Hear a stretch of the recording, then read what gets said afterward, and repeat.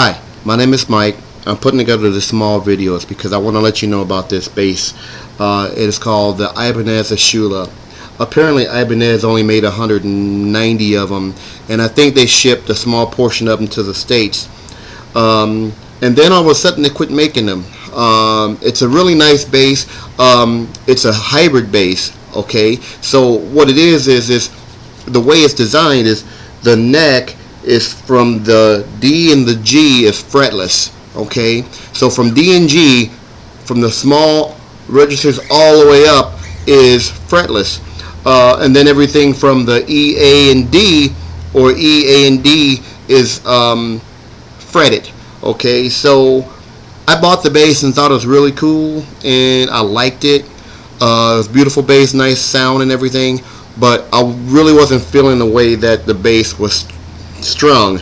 The way it was strung was E, A, D, and G, and then it had another D and G. The second D and G was fretless, meaning that everything on the first E and G or D and G is fretless, and you kind of really have to choose what you play and when to play it. So in other words, you almost have to plan it out, and it's something that everybody wouldn't want to play.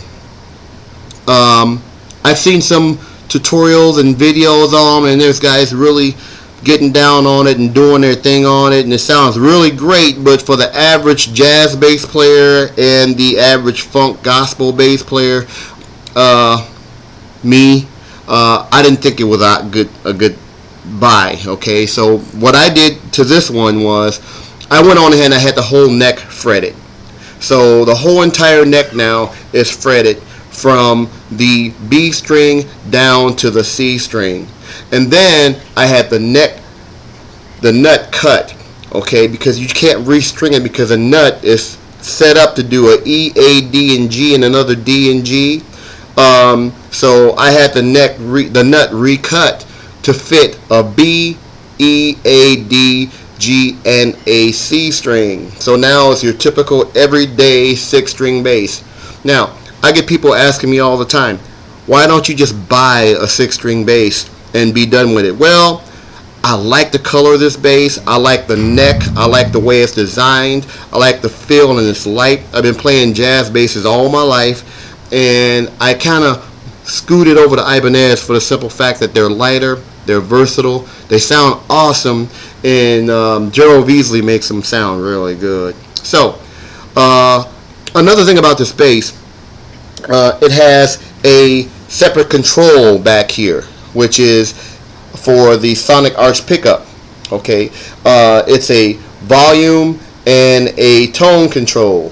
Well, the volume is fine, and the tone control really is a mid-range boost and cut, which give you more real feel sound of a fretless bass. Okay, so the problem that I had is when I turn this off, then my C and my G string wouldn't play because there's no pickup in the area where it needs to be. So I can only play B down to the next string before the G, and so the D and the G. So what I did was I took this sonic arch pickup and I wired it in parallel with this pickup. So both of these pickups work as one pickup. Okay, and then that actually disables this volume and this tone control, which means when I turn it over to the rear bridge pickup, it works as one, like a jazz bass does.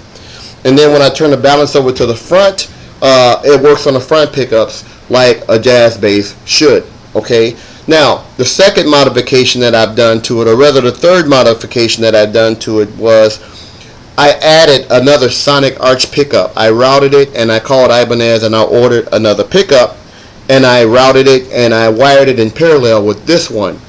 If you decide that you wouldn't want to do that down here, then when you turn your balance to the rear and you're out there playing and doing your little thing and doing your doodly-doos and all that kind of stuff, you'll realize that your C and your G string is not coming out, it's not playing, because there's no pickup underneath it.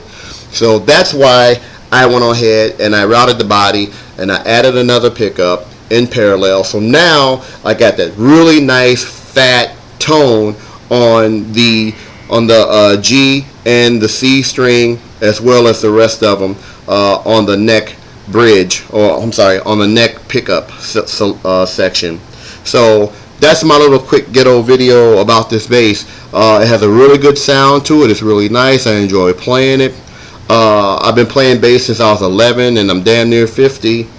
And actually, this is my first 6-string, and actually, I enjoy playing it. So, what's that flame coming from? Must be the bass.